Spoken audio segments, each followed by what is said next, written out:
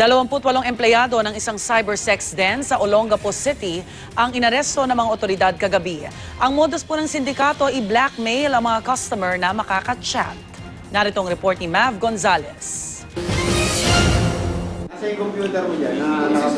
Huli pa sa aktong nakikipag-chat ang mga target ng i-raid ang isa umanong cybersex den sa Olongapo City kagabi. Arestado ang 28 empleyado. Ayon sa PNP Anti-Cybercrime Group, sextortion ang modus ng grupo. Isa ito doon sa mga opisina kung saan umano nagaganap yung cybersex operations. Wala naman daw malalaswang aktibidad na nagaganap dito, kundi nagpapadala ng pre-recorded videos yung mga suspects sa kanilang mga kliyente. At ang mga kliyente raw nila, karamihan mga foreigner na nanggagaling pa ng Europa at Estados Unidos. Nang i-on ang iba pang mga computer, nakita ang mga larawan at videos ng iba't ibang babae. Yung mga pre-recorded videos na yun, yung mga chatter nila, nagpapanggap na sila yung nasa naka-nude.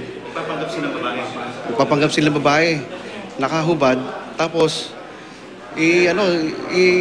i-record nila yung sasabihin nila kung ano yung papagawa sa client, kung pahuhubarin. Pagkatapos noon, i-chat nila, kukunan nila ng material information yung sa Facebook account nila tsaka email. Iti-thread nila yung foreign nila, clients. Kakalat nila, naikakalat daw nila yung nude videos nila.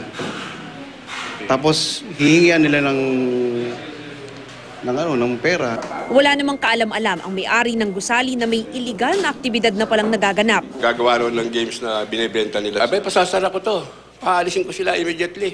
Kahit naman nahuli na sa akto, todo tanggi pa rin ng mga suspect na sangkot sila sa sextortion. Web marketing po. Web marketing? Anong ibig sabihin ng web marketing? Nagbibenta po ng mga dating sites. Dating site? Opo.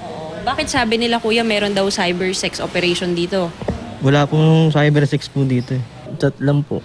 Kakasuhan ng paglabag sa Cybercrime Prevention Act ang mga nahuli. Patuloy namang hinahanap ang may-ari ng kumpanya na si J.R. Morete.